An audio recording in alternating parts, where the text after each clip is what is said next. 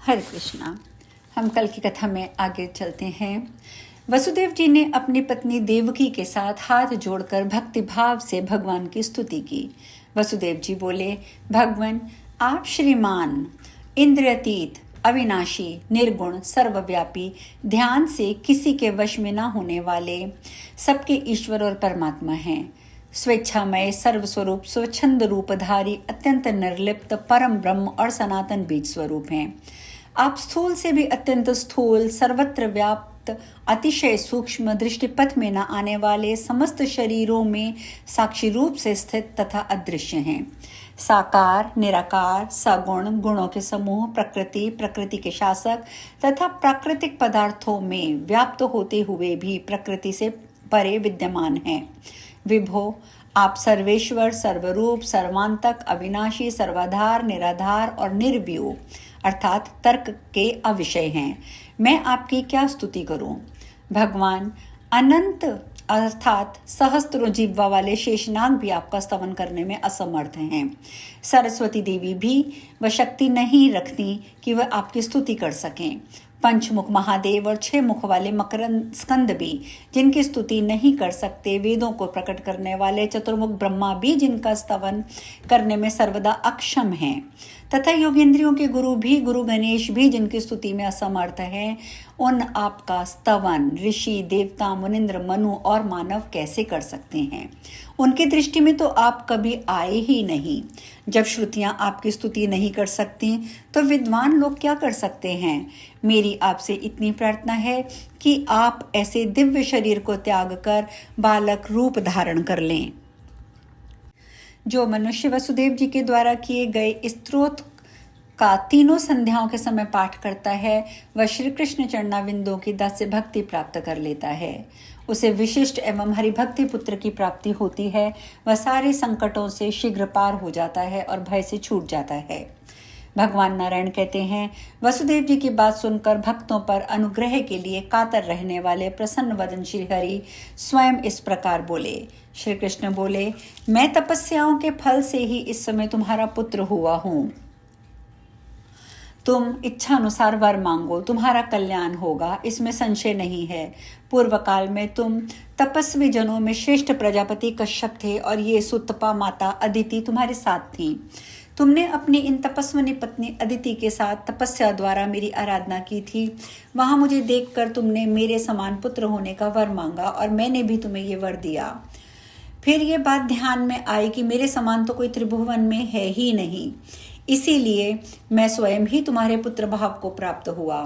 आप स्वयं कश्यप जी हैं और तपस्या के प्रभाव से इस समय मेरे पिता वसुदेव हुए हैं। ये उत्तम तपस्या वाली पतिव्रता देव माता अदिति ही इस समय अपने अंश से मेरी माता देवकी के रूप में प्रकट हुई हैं। आप और माता अदिति से ही मैं अंशतः वामन रूप में अवतीर्ण हुआ था, किंतु इस समय आपके तप के फल से मैं परिपूर्णतम परमात्मा ही पुत्र रूप में प्रकट हुआ हूँ। महामते, तुम पुत्र भाव से या ब्रह्म भाव से जब मुझे पा गए हो तो अब निश्चय ही जीवंत मुक्त हो जाओगे।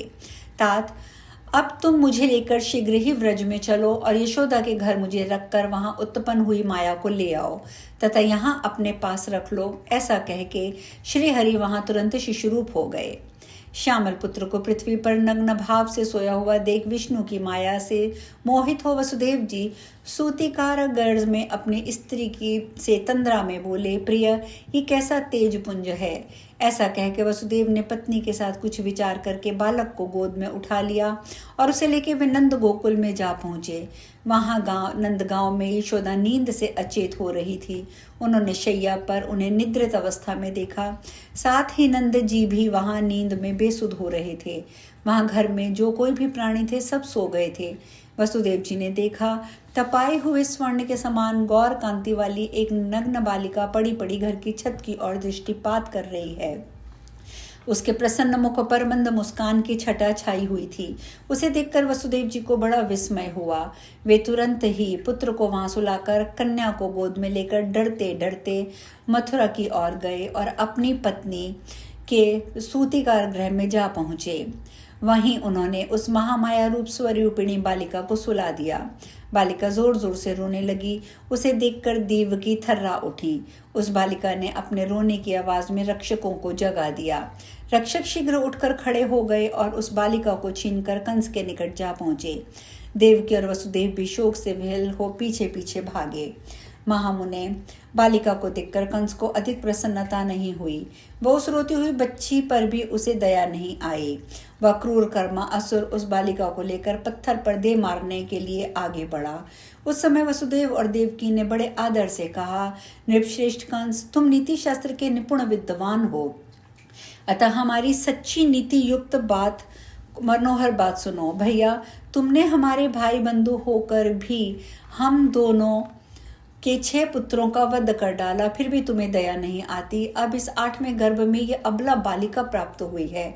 हमारी इस बच्ची को मारकर तुम्हें भूतल पर कौन सा महान ऐश्वर्य प्राप्त हो जाएगा? क्या एक अबला युद्ध के मुहाने पर तुम्हारी राज्य लक्ष्मी का हनन करने में समर्थ हो सकती है? ऐसा कहकर वसुदेव और देवकी दोनों दुरात्मा कंस के समक्ष फूट फूट कर रोने लगे। पर कंस बड़ा निर्दयी था। उसने उन दोनों की बातें सुनकर उत्तर दिया। वह बोला, बहन, मेरी एक बात सुनो, मैं तुमको समझाता हूँ। विधाता दैववश एक तिनके के द्वारा पर्वत को धाराशाही करने में समर्थ हैं। एक कीड़े के द्वारा सिंह और व्याघ्र को और एक मच्छर के द्वारा विशालकाय हाथी को नष्ट कर सकते हैं। शिशु के महान वीर का, क्षुद्र जंतुओं का, विशालकाय प्राणी का, चूहे के द्वारा बिल्ली का, मेंढक के द्वारा सर्प का वध करा सकते हैं। इस प्रकार विधाता जन्य के द्वारा जनक का, भक्ष्य के द्वारा भक्षक का, अग्नि के द्वारा जल का, सूखे तिनके के द्वारा अग्नि का नाश करने में समर्थ हैं।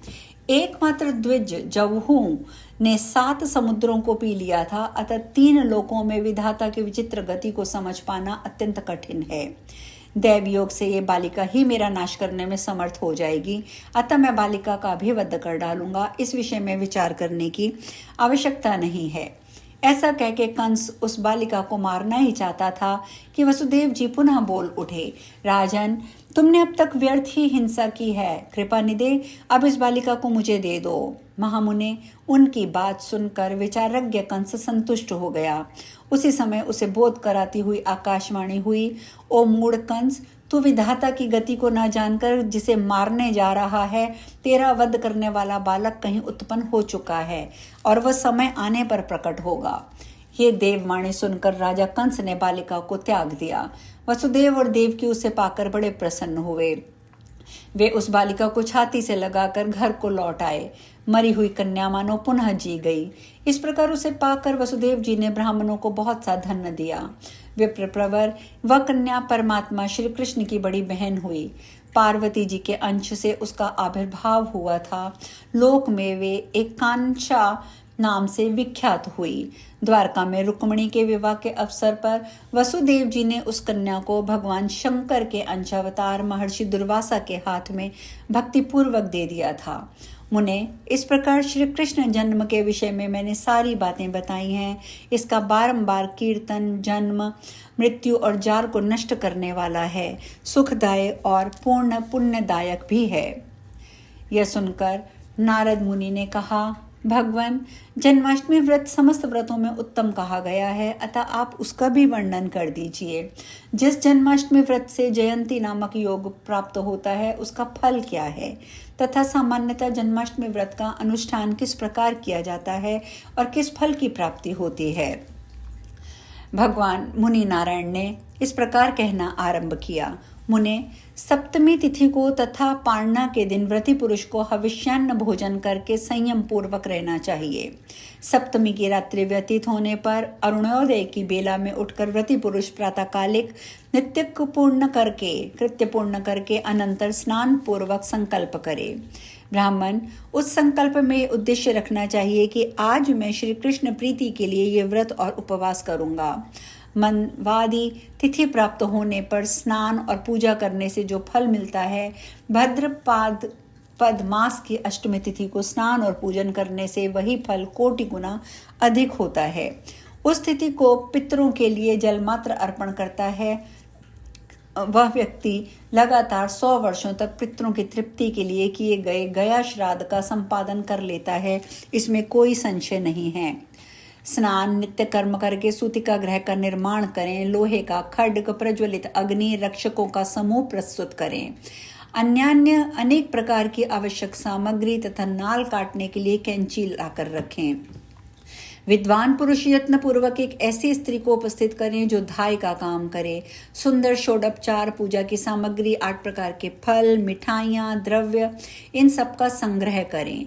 नारद जी जयफल, कंकोल, अनार, श्रीफल, नारियल, नींबू और मनोहर कुष्मांड आदि फल संग्रहणीय हैं। आसन, वसन, पाद्य, मधुक पर्व, अर्घ्य, आचमीय, स्नानीय, शय्या, गंध, पुष्प, नैवेद्य, तांबूल, अनुलेपन, धूप, दीप, आभूषण, ये 16 उपचार करें। पैर धोकर स्नान के पश्चात 2 धुले हुए वस्त्रों को धारण करें। आसन पर बैठें, आचमन करके स्वस्तिका वाचन पूर्वक कलश की स्थापना करें। और इस प्रकार से आप कलश पर परमेश्वर श्री कृष्ण का आवाहन करके वसुदेव, देवकी, नंद, यशोदा, बलदेव, रोहिणी, षष्ठी देवी, पृथ्वी, ब्रह्म नक्षत्र, रोहिणी, अष्टमी तिथि की अधिष्ठात्री देवी, स्नान देवता, अश्वत्थामा, बलि, हनुमान, विभीषण, कृपाचार्य, परशुराम, व्यासदेव, मार्कंडेय मुनि, इन सब का आवाहन करें। मस्तक पर फूल चढ़ाकर विद्वान पुरुष फिर ध्यान करें। नारद, मैं सामवेदोक्त ध्यान भी तुम्हें बता रहा हूँ, ध्यान से सुनो। इसे ब्रह्मा जी ने सबसे पहले शरद कुमार को बताया था। अब हम इस ध्यान की चर्चा कल करेंगे। आज यहीं विश्राम लेंगे। हरे कृष्णा।